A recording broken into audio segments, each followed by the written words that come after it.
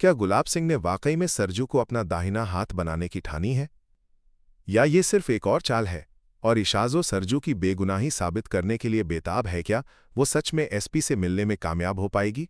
आज के एपिसोड में तो कहानी ने ऐसे मोड़ लिए हैं कि होश उड़ जाए। चलिए आपको बताते हैं कि आज के शो में क्या क्या हुआ, लेकिन संभल कर, क्योंकि ये सब बहुत चौंकाने वाला है। एपिसोड की शुरुआत में ही हम देखते हैं कि गुलाब सिंह, जो खुद को ब्रह्मचारी कहते हैं, अपने सहायक से बेहद ही चालाकी से बात कर रहे हैं।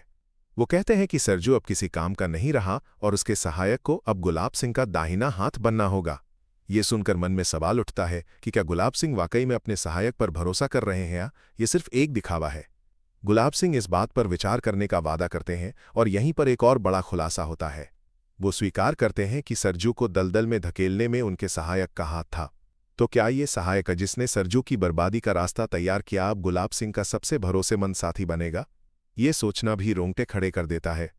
फिर गुलाब सिंह अपने सहायक से उस बंदूक के बारे में पूछते हैं जो उसके बैग में मिली। सहायक, जो शायद जानता है कि क्या चल रहा है, जवाब देता है कि उसे नहीं पता कि ये वहां कैसे आई और उसकी सरजू से कोई दुश्मनी भी नहीं थी। लेकिन फिर वो एक ऐसी बात बताता है जो सब कुछ बदल देती है। वो बताता है कि सरजू के पिता मास्टर अरविंद सिंह ने उसके बेटे अनुराग के एडमिशन से इनकार कर दिया था, या कहकर कि एडमिशन काबिलियत पर होना चाहिए, सिफारिश पर नहीं। और यहां पर मास्टर अरविंद सिंह के अभिमान पर चोट की जाती है।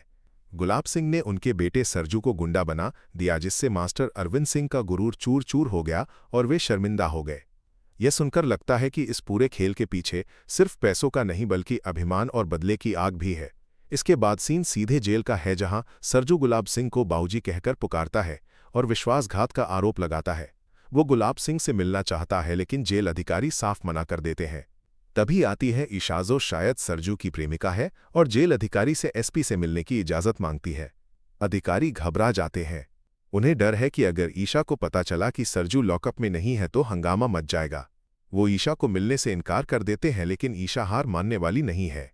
ईशा अगले दिन फिर कोशिश करती है और इस बार एसपी उससे बात करते हैं। एसपी स्वीकार करते हैं कि उन्होंने सरजू को कुछ समय की मोहलत दी है ताकि वो अपनी बेगुनाही साबित कर सके। अगर वो नहीं कर पाया तो वे उसके खिलाफ खड़े होंगे। ये सुनकर लगता है कि शायद अभी भी उम्मीद की किरण बाकी है, लेकिन ये मोहलत कितनी लंबी होगी कोई नहीं जानता। दूसरी ओर सरजू गुलाब सिंह के सामने अपना सारा गुस्सा उड़ेल देता है। वो उन्हें बाऊजी कहकर संबोधित करता है और बताता है कि कैसे ईशा ने उसे समझाने की कोशिश की थी कि गुलाब सिंह अपने फायदे के लिए लोगों की मदद करते हैं और फिर उनका शोषण करते हैं। सरजू स्वीकार करता है कि वो मूर्ख था जिसने ईशा की बात न मानकर उन्हें भगवान माना। वो आरोप लगाता है कि गुलाब सिंह ने उसके कंधे पर बंदूक रखकर उसके पिता को निशाना बनाया, उनके आत्मसम्मान और आदर्शों का मजाक उड़ाया, उन्हें तकलीफ पहुंचाई और उनके सपनों को तोड़ा, यहां तक कि उसके आईएएस बनने के सपने को भी छीन लिया। ये सब सुनकर दिल दहल जाता है। एक व्यक्ति का पूरा जीवन, उसके सपने, सब कुछ सिर्फ एक चाल का हिस्सा बन गया। गुलाब सिंह शायद अपनी गलती का एहसास करते हुए कहते हैं कि उन्होंने सरजू को सजो बनाकर और उस मासूम छात्र को गुंडा बनाकर बहुत बड़ी गलती और गुनाह किया है। लेकिन क्या ये पश्चाताप असली है या ये भी उनकी किसी और चाल का हिस्सा है? ये सवाल दर्शकों के मन में बना हुआ है और कहानी यहीं नहीं रुकती। एक और घटनाक्रम सामने आता है जहां मोनिका और बाबू एक बच्चे के बारे में बात कर रहे हैं। मोनिका का मानना है कि ये लड़की परिवार में मुसीबतें ला रही है, जबकि बाबू बच्चे की मासूमियत का बचाव करता है। फिर एक चौंकाने वाला खुलासा होता है कि बच्चे को पैसे के लालच में किसी खूनियों के घर से उठाया गया था और उसका जन्म एक बेटे की चाहत में हुआ था। ये रहस्यमयी बच्चा कौन है और इसका इन सब घटनाओं से क्या लेना देना है, ये जानना वाकई उत्सुकता बढ़ाता है। फिर खबर आती है कि सूरज, जो शायद सरजू गुलाब सिंह ही है, भाग गया है। अनिल, शायद गुलाब सिंह का दूसरा नाम, सूरज से अपने अम्मान का बदला लेने की योजना बना रहा है और उसे खत्म करने के लिए उकसाता है। सूरज भेष बदलता है, भागने की कोशिश करता है, लेकिन एक व्यक्ति उसे पकड़ लेता है।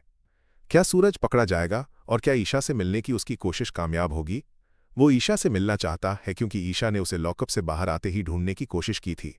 अंत में सूरज ईशा से मिलने आता है और कहता है कि आज सच्चाई सबके सामने आएगी, वो कड़वी सच्चाई जिसने उससे सब कुछ छीन लिया। वो स्वीकार करता है कि वो पहले ईशा की बातों पर ध्यान नहीं देता था, लेकिन अब उसे सब कुछ पता चल गया है कि इन सब के पीछे कौन है। क्या ईशा और सूरज मिलकर इस गहरी साजिश का पर्दाफाश कर पाएंगे? क्या गुलाब सिंह को उसके गुनाहों की सजा मिलेगी? ये देखना अब और भी रोमांचक हो गया है।